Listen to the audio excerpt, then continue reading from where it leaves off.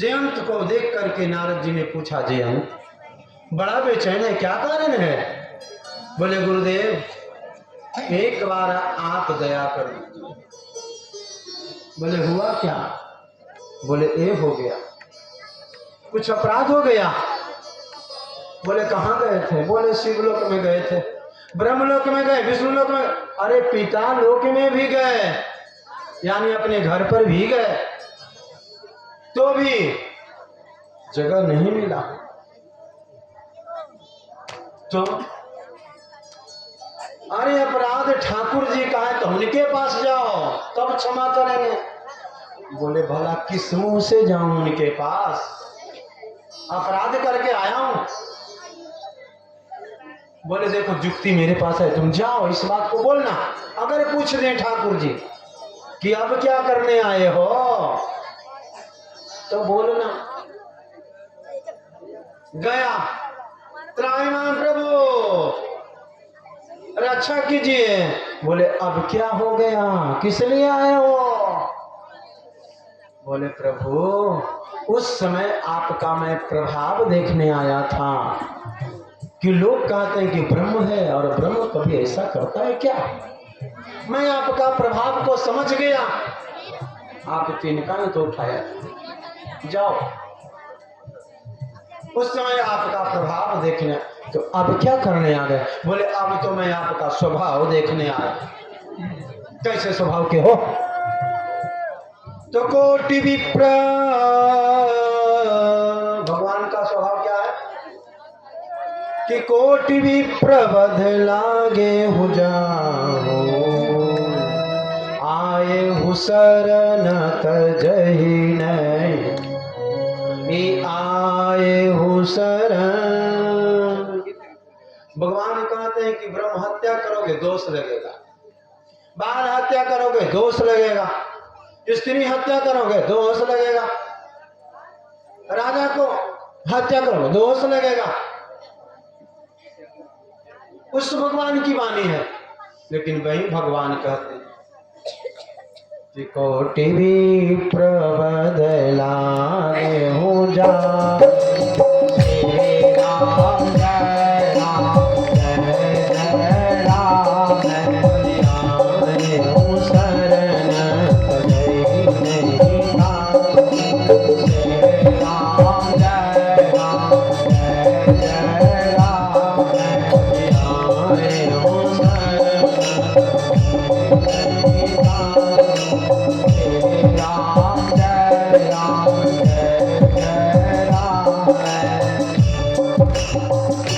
स्वभाव मेरा ये है प्यारे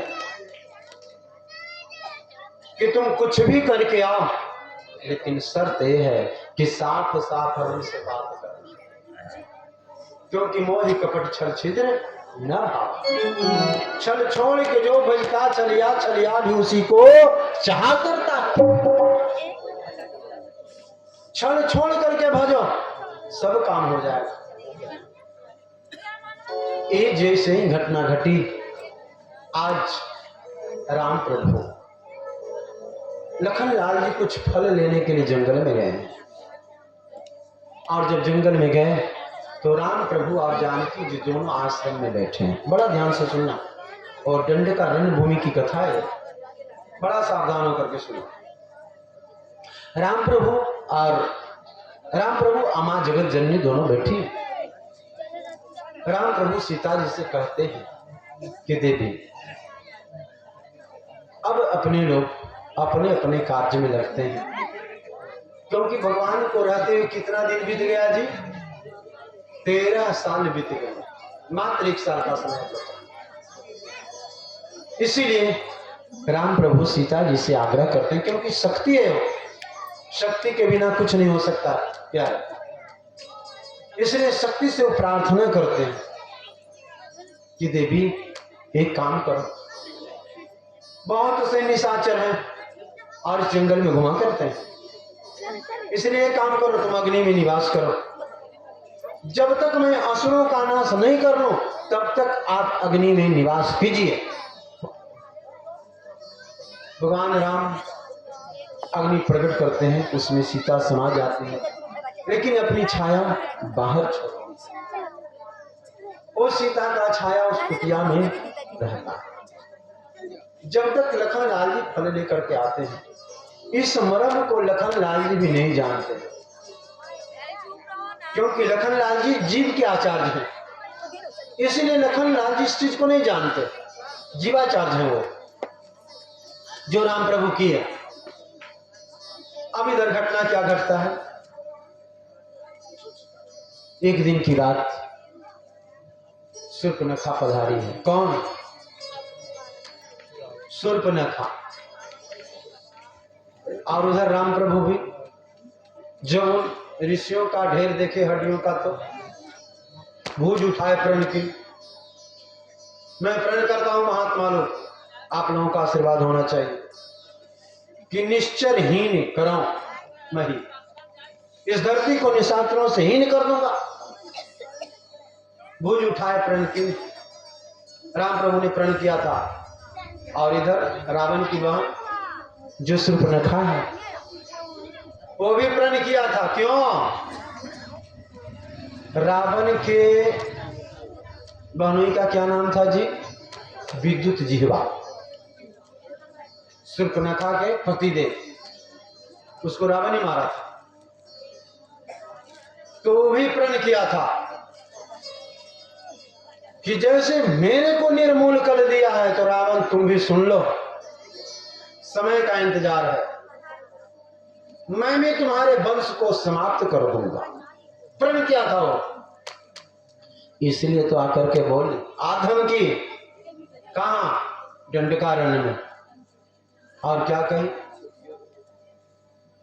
क्या बोली थी वो? कि तुम सम पुरुष मोश में, श्री राम जय राम जय राम। तुम सम पुरुष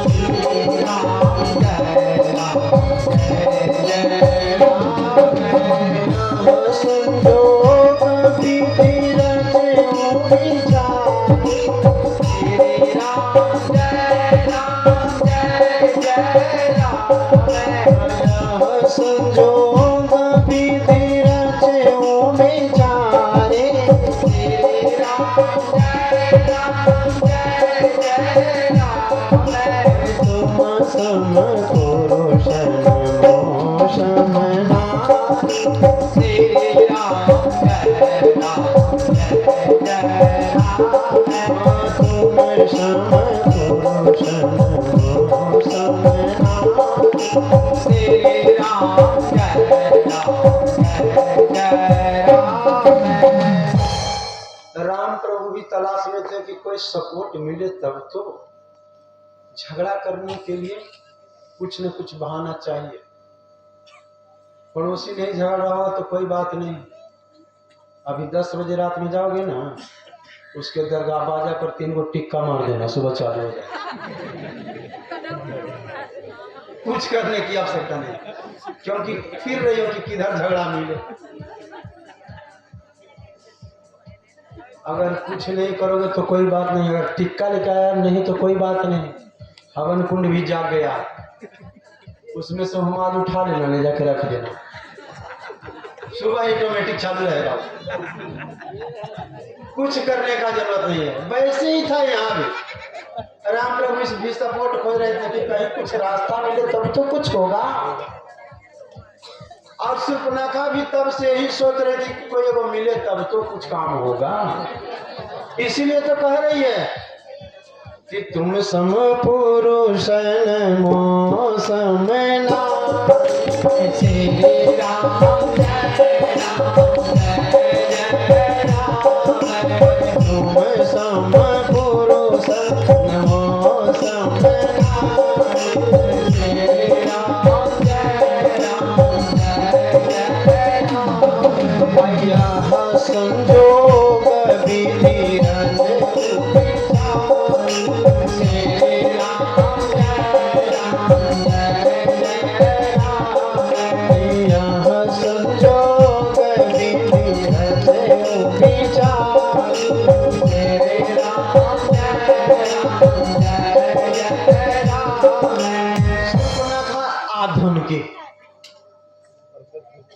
बड़ा संजोग से, मैं बहुत दिन से मैं खोज रहा था, सुंदर स्वरूप बनाए। देखो एक बात याद रखना, अगर किसी को अपना बनाना हो तो उस लायक तुमको बनना पड़ेगा, तभी बनेगा। राम प्रभु बिल्कुल सुंदर और स्वच्छ है, और शूर्पणखा बाल बिखरा हुआ, दाढ़ी मूछ भरा हुआ, दांत ऐसा खुरपा जैसा, नाक सूट के जैसा, और कान कैसा बुलडोजर, देखो ना कैसे दोस्ती होगा। तो फिर क्या किया, सुंदर स्वरूप बनाई। राम को राम जैसा कोई सुंदर है क्या, विचार कीजिए। इसलिए वो भी सुंदर स्वरूप बना करके आए और मिली। अरे आपको ही तो मैं खोज रहा था, बहुत दिन से मैं चक्कर लगा रही हूं, कोई नहीं मिला आपके जैसा। सच बात है, कोई नहीं मिला, क्योंकि उधर भी वो प्रण किए हैं कि निशाचर से हीन कर दूंगा धरती को, और ये भी धर प्रण किया है कि रावण तूने हमारे वंश को निर्मल किया तो हम भी प्रश्न कर दिए हैं कि तुम्हारे खानदान को समाप्त कर देंगे, ऐसा कोई बहन दुनिया में नहीं हुआ होगा। वो भी प्रण किया है, इसीलिए तो कहा कि तुम सम पुरुष नमो सम नारी, आज तक नहीं मिला। ये तो परमात्मा का कृपा है, संजोग है कि अपने दोनों का मिलन हुआ। बात तो स्पष्ट ठीक ही बोल रही है, लेकिन बहुत से लोग भाव लगा देते हैं। ठीक है, बिना भाव के बिकता कहां है भाई, भाव तो होना ही चाहिए।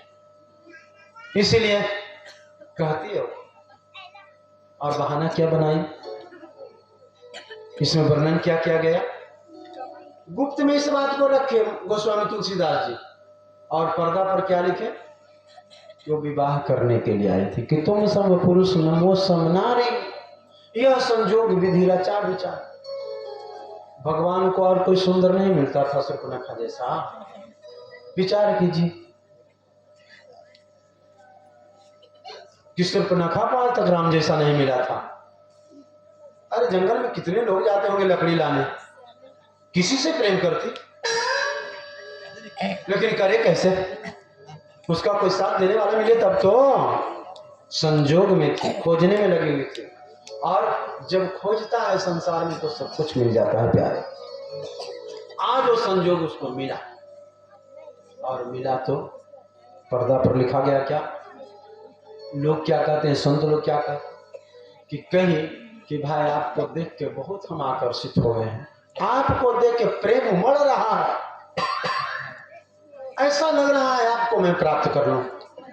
तो राम जी कहे कि देवी आए हो आपका स्वागत, लेकिन सच तो ये है, वो देख रहे कुटिया में बैठी है जो,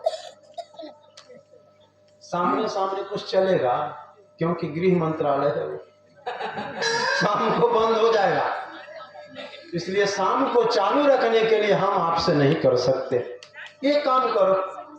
वो देख रहे हो, वो मेरा छोटा भाई,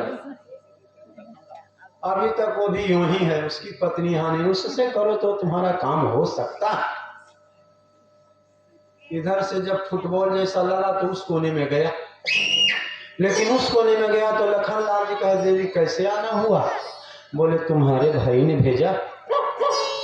किस लिए, तो विवाह करने के लिए, क्योंकि हम संजोग में थे, कोई अच्छा लड़का मिल जाता ना खान वाला तो कर लेते, और आज मिले हो बहुत दिनों के बाद, तो आया हूं तो विवाह करने के ही ख्याल से। तो बोले देवी तुमको पता है, अरे तुमको रानी बनना है कि नौकरानी बनना है, इतना संजोग से आए और उसमें भी नौकरानी बनने आए हो, सब दिन गोबर ठोकना पड़ेगा, इसलिए जाओ उधर, तुम्हारा काम हो जाएगा। फिर आए, बोले उसने तो तिरस्कार किया प्रभु, आप अपना लो। तो कहें कि ओ मैं समझ रहा हूं, मैं आदेश करूंगा तो तुरंत कर लेगा, जब तक उधर देखो लड़का पसंद है ना, देख लो एक नजर ठीक से, मुरेठा वाला से करना कि बिना मुरेठा वाला से? देख लो पहले, फिर तो फिर गड़बड़ हो जाएगा। जब तक उधर देखी तब तक राम प्रभु ने कहा, भैया लखान, हाँ प्रभु, अरे विवाह कर लेना। बोले ठीक है प्रभु, भेजिए, सुस्वागतम, आ जाओ देवी पधारो। तुरंत लखन लाल जी का दिया, शर्म नहीं आता तुमको? निकाले, शर्म नहीं आता? तुम अपने खानदान का नाक नीचा करना चाहते हो तो लो। कट गया।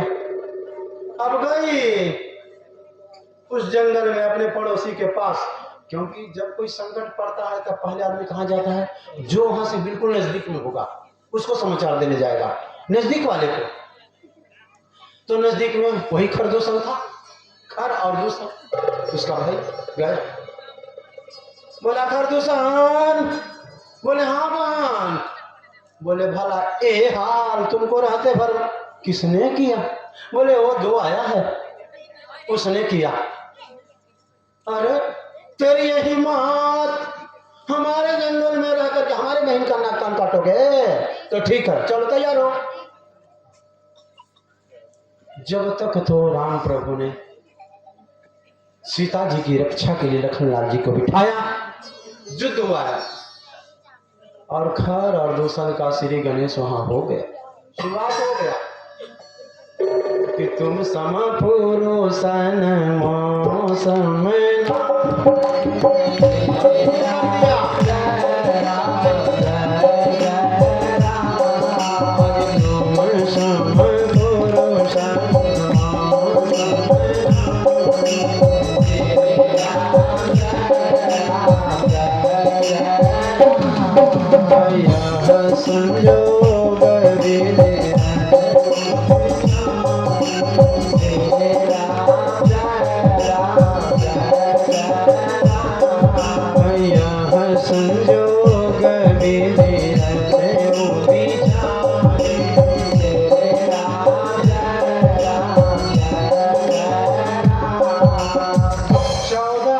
सेना लेकर के खरदूषण आया।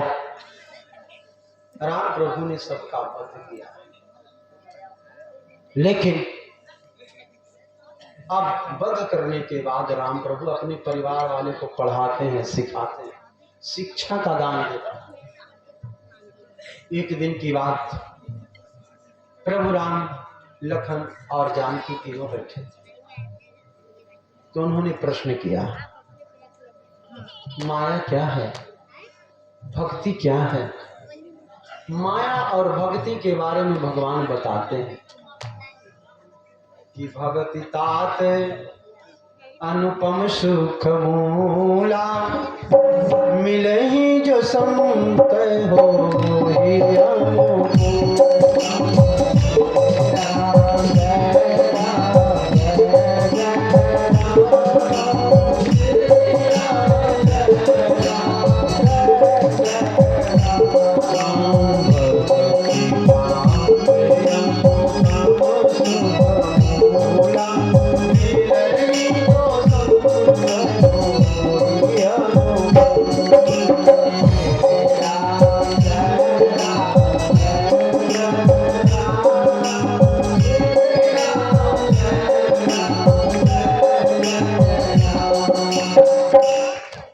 ज्ञान वैराग मार्ग बताते हैं भगवान। माया क्या है, मैं और मोर तोड़ते मार, ये सब शिक्षा देते हैं। और शिक्षा जब मिल गया तब अब क्या हुआ जी? अब आया बवंडर, तूफान मेल गया, सुर्पनखा जाती है कहाँ, शुरू कर दिया यहाँ से, तुम सम पुरुष नमो समना, चालू हो गया। गई है, लंका में गई, राज दरबार लगा हुआ था, उस दरबार में पहुंचे, रावण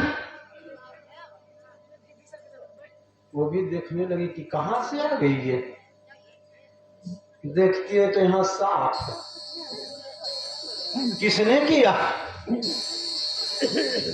बहुत बड़ा फेटा बांध करके तुम घूम रहा था, मेरे जैसा कोई नहीं संसार में। बस हो गया तुम्हारे रहते ये हाल। बोले किया किसने?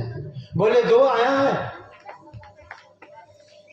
और तुम्हारे राज्य में नासिक के जंगल में दो आया, पंचवटी में, बस दो। और ये हाल क्या? उसकी हिम्मत हमारी बहन के साथ। चिंता मत करो, अभी उसका हिसाब लगाता हूं। राजकाज बंद हो गया उसी समय। बड़ी रोई, बहुत रोई है। रावण का हृदय विदीर्ण कर दिया उसने रो रो करके। रावण सोच में पड़ गया, एक सांवला दूसरा गोरा है, कौन ऐसा तत्व आ गया जो हमारे बहन का सफाया कर दी? विचार में पड़ गया। कहते हैं रावण उस रात जिस समय से वो राज्य काज बंद किया, उस समय से पूरी रात सो नहीं पाया, बेचैन रहा, विचार चलता रहा क्या करे। ऐसी स्थिति में वो कौन ऐसा तत्व है जो मेरे बहन को ऐसा किया? रावण का तुति बोलता है जिधर जाओ, और जब रावण निकलता है तो कहते हैं धरती कांपती है, डगमगाती है धरती। वो रावण है और उसके बहन का स्थिति। पूरी रात विचार करता है, लेकिन ध्यान करके देखता है तो क्या देखा कि ब्रह्म का प्राकट्य हो गया। जब उसने देखा कि ब्रह्म का प्राकट्य हो गया तो उसने पर्दे पर क्या दिखाया कि प्रीत नहीं तो बैर सही, दोनों ही भाव दिखाऊंगा। राक्षस प्रवृत्ति के हो गया। राक्षस कोई होता नहीं, उसको सिंह नहीं होता प्यारे, उसका प्रवृत्ति बताता है कि राक्षस है। यद्यपि उत्तम कुल कुलस्थ करुणाती, ब्राह्मण कुल में जन्म लिया है, लेकिन लोग उसको राक्षस गिनते हैं। क्यों? क्योंकि वैसा उसका कर्तव्य था, इसीलिए उसको लोग राक्षस मानते। तामस तन कछु साधन नाही, और प्रीति न पद सरोज मन मान। उस भगवान के चरणों में प्रेम नहीं, इसलिए चलो पहले तो प्रेम करूंगा, अगर मान गया तो ठीक, अगर प्रेम भी होगा तब भी मेरा बेड़ा पार हो जाएगा, अगर प्रेम से नहीं मानेगा तो दुश्मनी करेंगे तब भी मेरा बेड़ा पार हो जाएगा। बस ये दोनों भाव को लिया रावण और अब चला है। गया पंचवटी में, अपने मामा को साथ में लिया, मारीच को। मामा एक काम करोगे क्या? बोले क्या है? बोले बोले वो पंचवटी में चलना है। बोले किस लिए? बोले एक सामड़ा है, एक गोरा, उसके साथ एक पत्नी सीता नाम की है, वो आई है, उसको हरण करना है। मारीच तो सुनो, नाम सुन करके ही थर थर आ गया ना भैया, हम ना जाएंगे। क्या हो गया? नाम सुन के ही कांपने लग गया। बोले हाँ हमको याद है, याद है हमको। अरे जब वो छोटा था तब की बात है, अब तो बड़ा हो गया। वो छोटा था, बालपन था, 10 वर्ष का था, उस समय की बात है।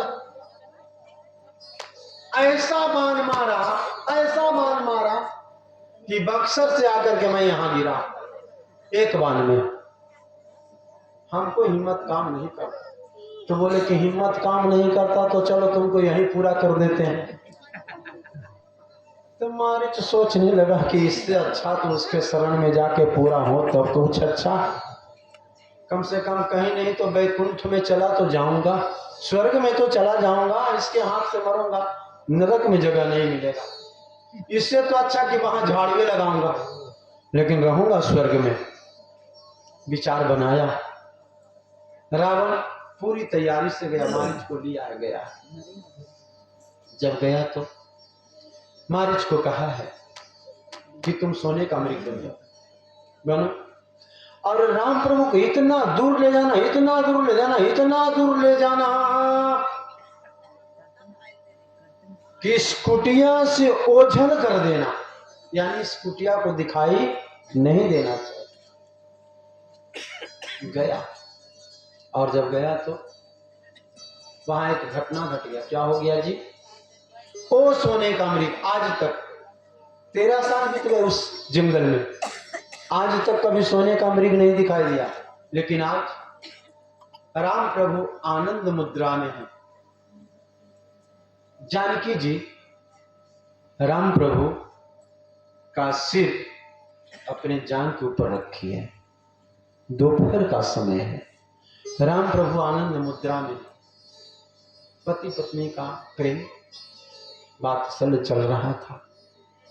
ठीक उसी समय आश्रम के सामने वो सोने का मृग आ गया, और जब आया तो राम प्रभु कोई सो थोड़े रहे थे, वो भी जागे थे, उनका भी मुख उधर ही था, लेकिन राम प्रभु ने नहीं देखा,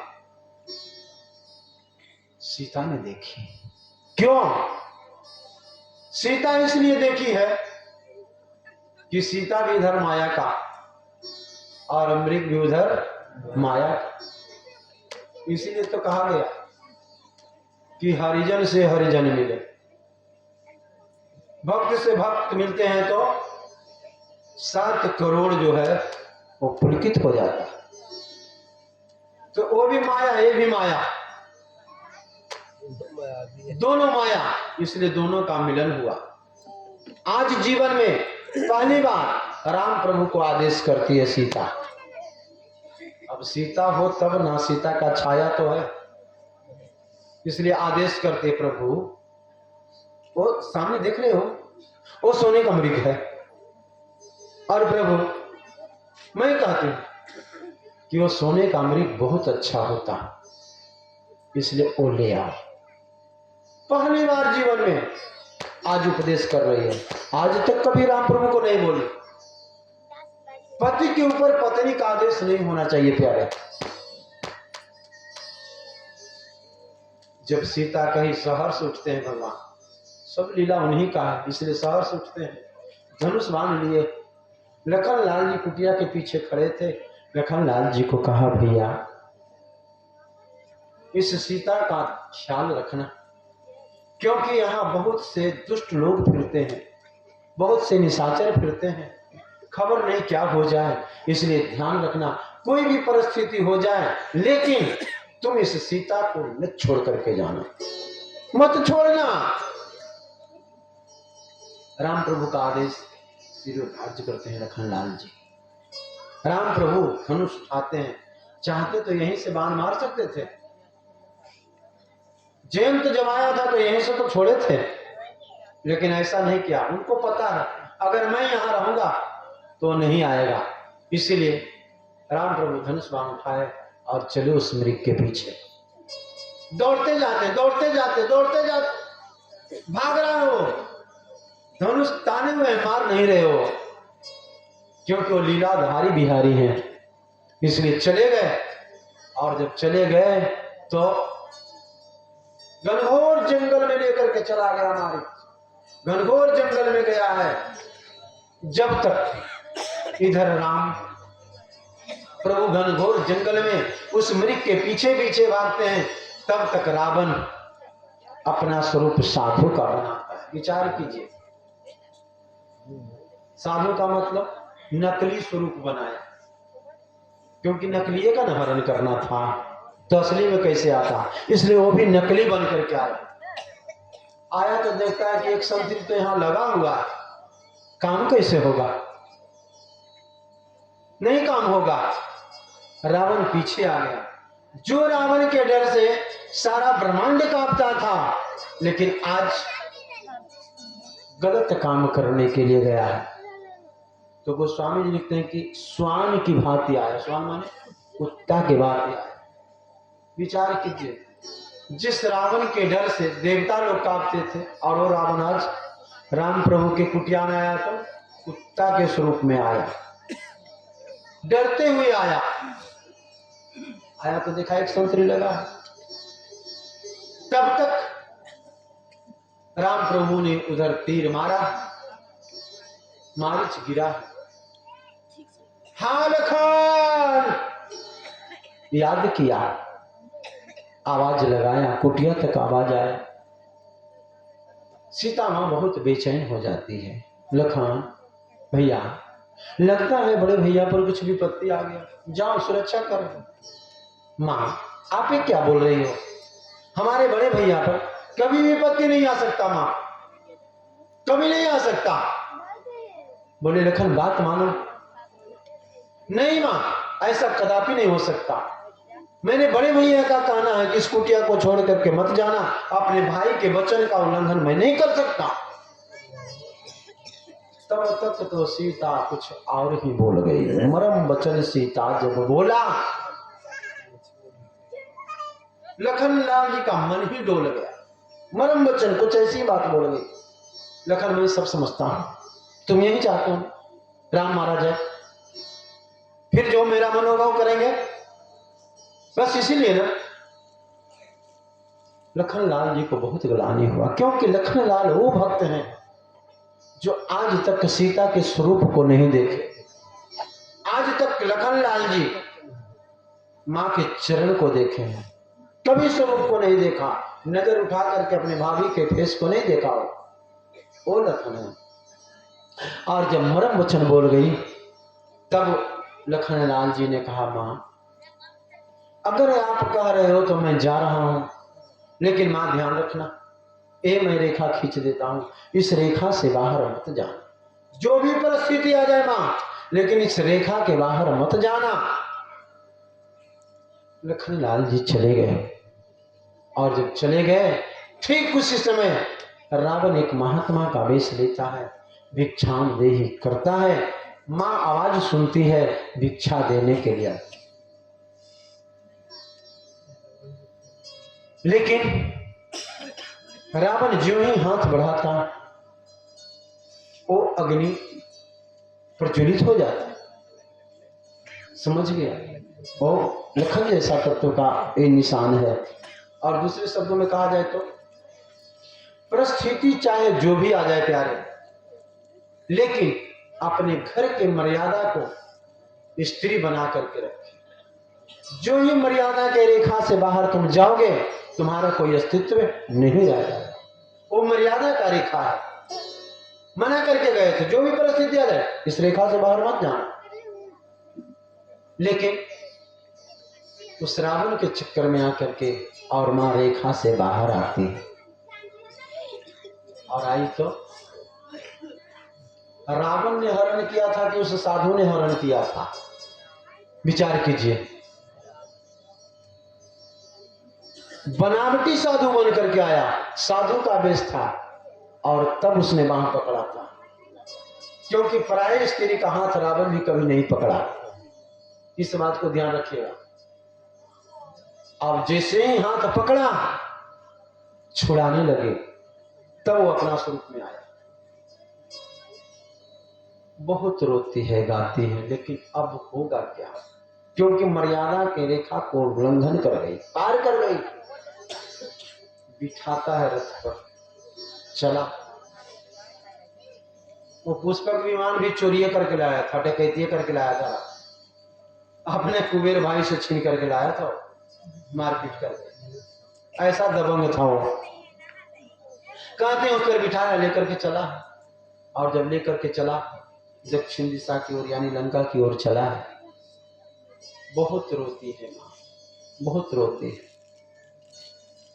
उसी समय उस ऋषमुख पर्वत पर हनुमान जी महाराज और सुग्रीव के साथ और गांधारी सेना के साथ बैठ करके कुछ विचार कर रहे थे, कुछ चिंतन चल रहा था। उसी समय, ठीक उसी समय, उस पहाड़ के ऊपर से वो रावण का रथ गुजरता है। अब तो कुछ कर नहीं सकते थे, इसलिए कुछ भी थोड़ा बहुत मन टीका वगैरह था जो सीता उस पहाड़ पर गिरा दी थी, उसको वो लोग रखते हैं। जब तक लखन लाल जी उस आवाज की ओर जाते हैं, तब तक होता क्या है, राम प्रभु उधर से आ रहे हैं।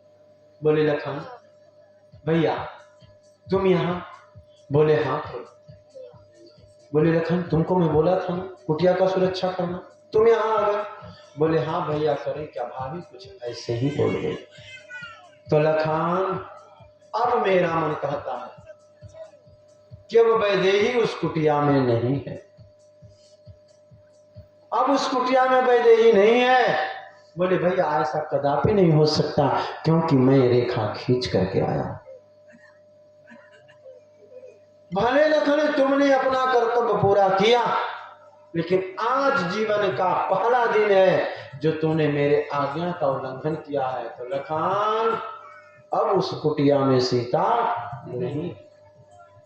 राम प्रभु आते हैं, कुटिया सुनसान, फल फूल बिखरा हुआ। अब तो राम प्रभु उस सीता के खोज में निकले।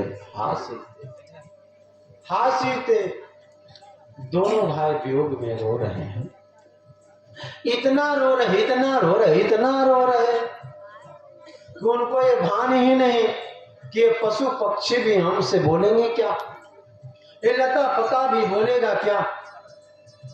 और कोई मनुष्य तो था नहीं वहां, इसलिए लताओं पताओं से पूछते हैं कि है खग मृग है मधु कर श्रेणी, राम जय राम जय जय राम।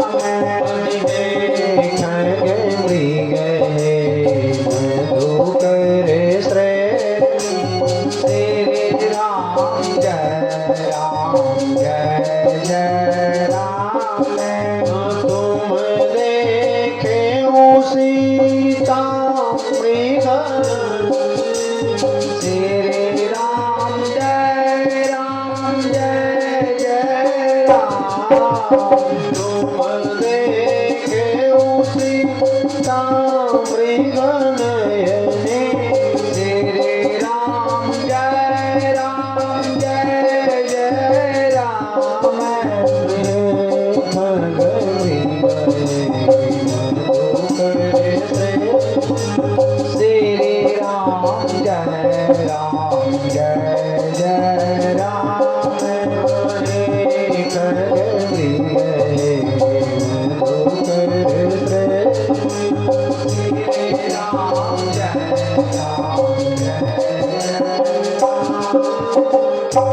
भगवान खोजते फिरते हैं, उस पशु पक्षियों से पूछते हैं, लता पताओं से पूछते हैं। इनकी वाणी को थोड़ा आप लोग ध्यान दीजिएगा कि एक मनुष्य का एक पत्नी के लिए क्या कर्तव्य होता है।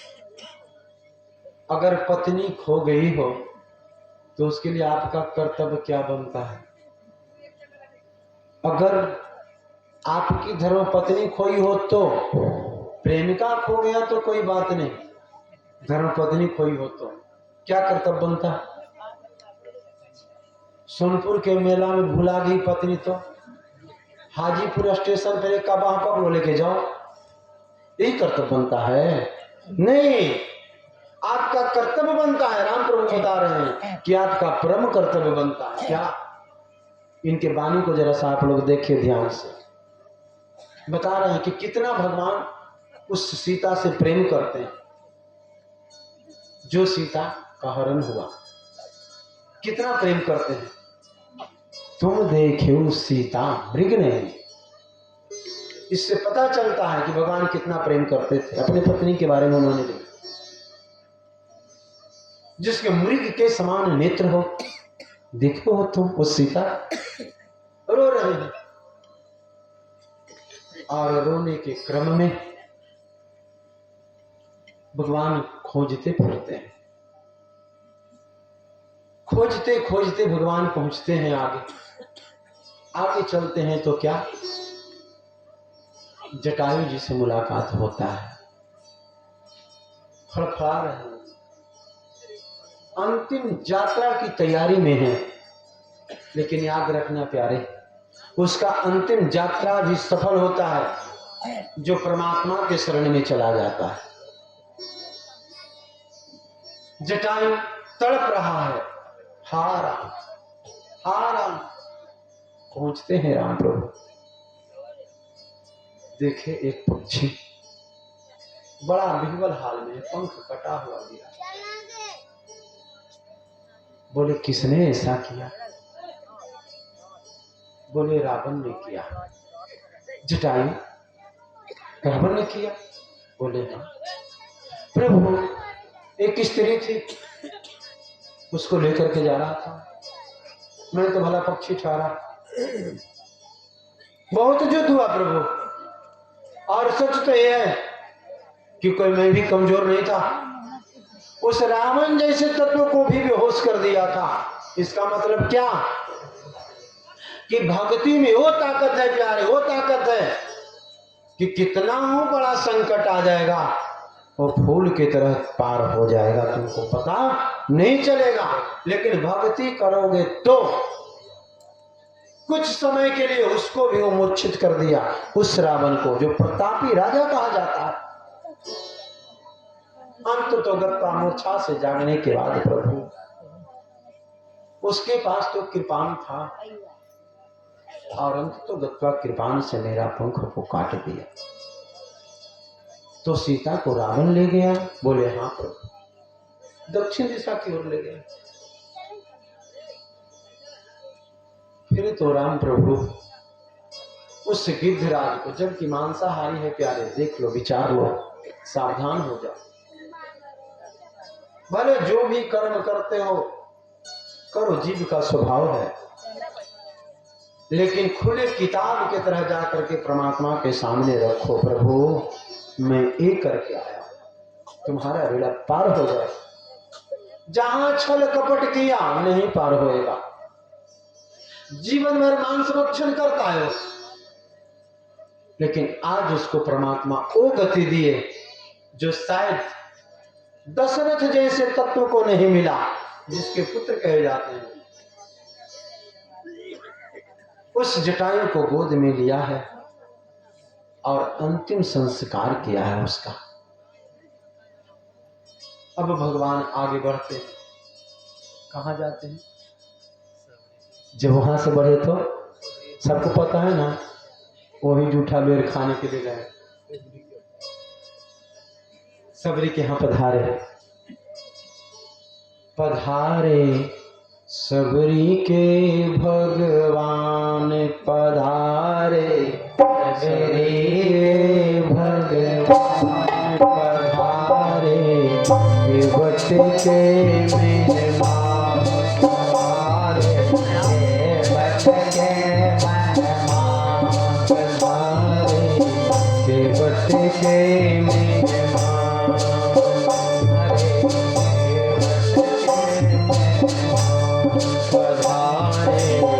सबरी के भगवान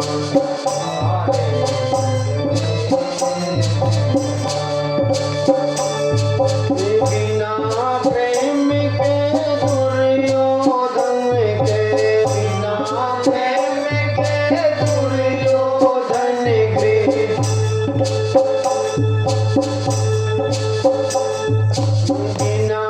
प्रेम के दुर्योधन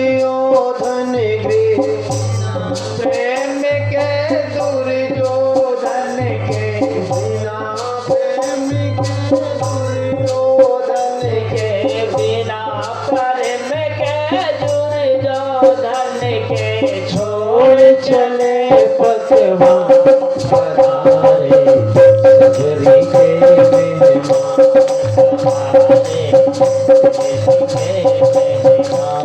पधारे, सबरी के भगवान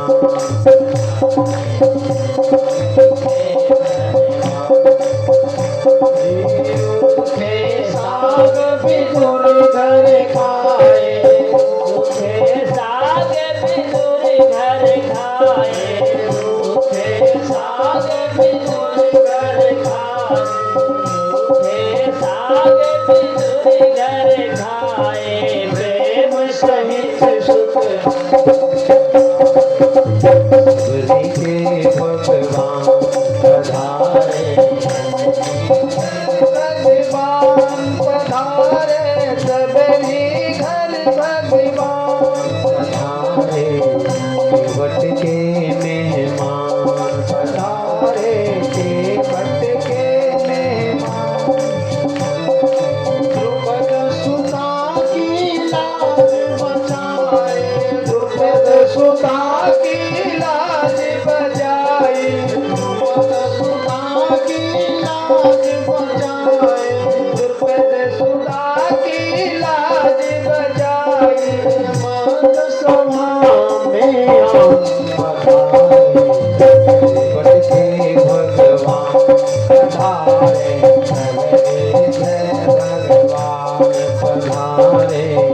सबरी के भगवान पधारे सबरी के भगवान खींचत चीर दुशासन हारे खींचत चीर दुशासन हारे खींचत चीर दुशासन हारे खींचत चीर दुशासन हारे चूर कियो अभिमान सबरी के भगवान पधारे पधारे सेवक के मेहमान पधारे सेवक के पधारे सबरी के भगवान पधारे सबरी के जल डूबत गजराज उबारे जल डूबत गजराज उबारे जल डूबत गजराज उबारे आत शब्द सुनी कान पधारे सबरी के मेहमान ताली लगाइए जोर से चढ़ा है भाग जाएगा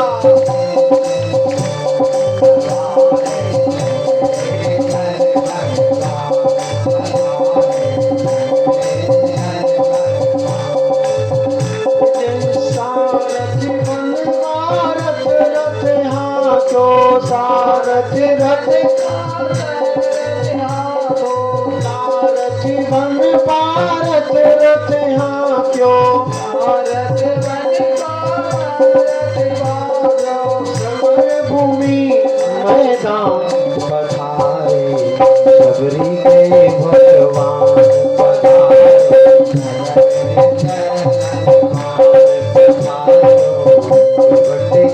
मेहमान पधारो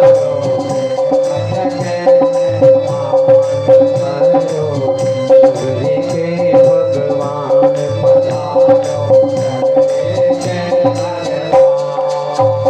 बोले राजा रामचंद्र भगवान की जय। भगवान पहुंचते हैं आगे कहाँ मतंग ऋषि के आश्रम में पधारे। ओ मतंग ऋषि हैं जो जीवन में आज तक कोई धन संचय नहीं किया, बस एक सबरी और दूसरा मतंग ऋषि आश्रम में रहते थे, भगवान का सेवा पूजा करते थे। ओ सबरी बचपन में आई थी, कहानी तो आप लोगों को मोटा मोटी मालूम ही होगा, इसलिए संक्षेप में आगे बढ़े क्योंकि टाइम बहुत ज्यादा हो रहा है। तो मतंग ऋषि के आश्रम में भगवान पधारते हैं। ओ सबरी मतंग ऋषि को जाने के बाद गुरु जी से कहा था, गुरुदेव आप ही अवलंब थे, आप ही सहारा, आप जा रहे हैं, अब बोला मैं कैसे रहूंगी। तो सबरी को मतंग ऋषि यही कहे थे, बेटा चिंता मत करना, एक दिन भगवान तुम तक आएंगे और बेटा आज के बाद से इस कुटिया में दूसरा कोई पुरुष पैर नहीं रखेगा, एक सांवला होगा दूसरा गोरा होगा। गुरुदेव ने पहचान बताया। बोले गुरु जी अगर आ जाएंगे तो मैं पहचानूंगी कैसे, क्योंकि भोले स्वभाव का हूं, इसलिए कुछ बता दीजिए निशान। बोले बेटा एक सांवला होगा दूसरा गोरा होगा, कर में धनुष्मान होगा, और याद रखना कोई भी पुरुष आज के बाद तुम्हारी कुटिया में पग नहीं रखे। जिस दिन कोई पुरुष दो आ जाए, एक सांवला गोरा, तो समझ लेना भगवान आ गए। और फिर तो कहते हैं कि भगवान पधारे हैं। जब पधारे तो क्यों भगवान गए सबरी के कुटिया में? पहली बात तो है कि गुरु का वचन है, गुरु के वचन को पालन करने के लिए भगवान सबरी की कुटिया में गए हैं। दूसरे शब्दों में कहा जाए तो, दूसरे शब्दों में एक तात्पर्य है कि सबरी के पास भक्ति के 9 जो चरण है वो 9 का 9 है, एक नहीं। जिसके पास एक होता है उसको परमात्मा आकर के दर्शन देते हैं। तो सबरी जैसी महान भक्ता जिसके पास 9 का 9 है, जीवन भर सबरी विनती किया, जे भी उसको आता होगा बेचारी को, पढ़ी लिखी तो थी, लेकिन इतना तो आप लोगों को भी पता है कि एक क से ज्ञ तक में ही जो भी प्रार्थना आपका है बस इतने के अंदर है। ए से जेड तक में ही सब प्रार्थना है, इसलिए जो उसको आता होगा आज तक विनती किया। भोले भाले भगवान है हमारे। जो आज की दुनिया में भोला भाला है उसको लोग क्या बोलते हैं? पगला है, पगला। लेकिन पागल का अर्थ आप लोग जानते हैं क्या होता है? जानते हैं? पागल में प्यारे 3 अक्षर हुआ करता है, पा ग ल। समझे? जो पाने के लिए गति से लक्ष्य की ओर जाता है उसका नाम पागल। जो प्राप्त करने के लिए गति में चलता हो अपने लक्ष्य की ओर उसका नाम पागल। कोई पागल हुआ होगा ना, उसको कोई ना कोई कारण होगा, वही चीज रिपीट करते रहेगा। देखना, उसको लोग पागल कहा करते जो सीधा साधा हो, भगवान का भक्त हो। लेकिन भगवान के दरबार में पागल मत बनना। संसार की नजर में भले पागल बने रहो, दिन भर पूजा करता है, देखेंगे ना क्या कर लेगा जो। अरे वो करेगा जो तुम नहीं कर पाओगे, वो करेगा। क्योंकि रथ हाँको, बासन मांझो, छान छमाऊं और बेचे तो बिक भी जाऊं, वो हमारा परमात्मा है। लेकिन भक्त होगा तो सबरी के मान को रखने के लिए भगवान आए। पहले से तो बड़ा बड़ा प्रोग्राम बना के रखे थे, आएंगे तो बढ़िया से उनको हाथ पैर धोएंगे, समूचे रास्ता पर रोज फूल छिड़ती थी। भगवान आएंगे कहीं पांव में कुछ कांटा न लगे, रोज बहारती थी, रोज फूल छिड़ती थी, सुबह से शाम तक आंख खोल करके देखती थी भगवान आएंगे। लेकिन जब शाम हो जाए सबरी कभी उदास नहीं हुई। मतलब ऋषि चले गए, इतना ही कहा कि बेटा आएंगे जरूर। फिर नए उत्साह के साथ कल होकर के लगती है कि चलो भगवान आज तो नहीं आए, कोई हमसे बड़ा भक्त मिल गया, बड़ा सेवक मिल गया होगा, इसलिए आते रहे, कल तो जरूर आएंगे। फिर नए उत्साह के साथ लगती है और फिर आंगन बुहारती है, फिर रास्ता बुहारती है, फूल लाती है, भगवान के लिए जल भर करके लाती है, भगवान के लिए आसनी लगाती, झाड़ झूड़ करके, कहीं गर्दा सर्दा नहीं लग गया ठाकुर को। भगवान के लिए फल लेने के लिए जाती है, जिस पेड़ के पास जाती खा करके देखती, ओ ये पेड़ का खट्टा, देखो दूसरे पेड़ के पास, उस पेड़ में खाती खट्टा, देखो दूसरे पेड़ के पास। कहते दिन भर ठाकुर का सेवा करती है वो, और फिर आकर के बैठती है, रास्ता निहारते, आएगा आज जरूर आएगा, आएगा पक्का आएगा। लेकिन जब शाम हो गया तो हो लगता है कोई हमसे बड़ा भगत मिल गया इसलिए रुक गया, कल तो जरूर आएगा। नए उत्साह के साथ जागते, फिर कल होकर के लगती, और इस तरह से कहते 80 साल की बुढ़िया हो गई, अब आंख से भी ठीक से नहीं दिखता उसको। भगवान भला कितना इंतजार कराए, चल नहीं सकती, किसी तरह डंडा लेकर के जाती है, बेर लेकर के आती है भगवान के लिए।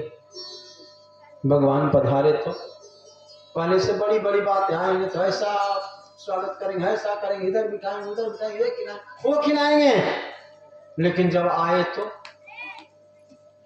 देखते रह गए, बैठने के लिए भी नहीं कह रहे।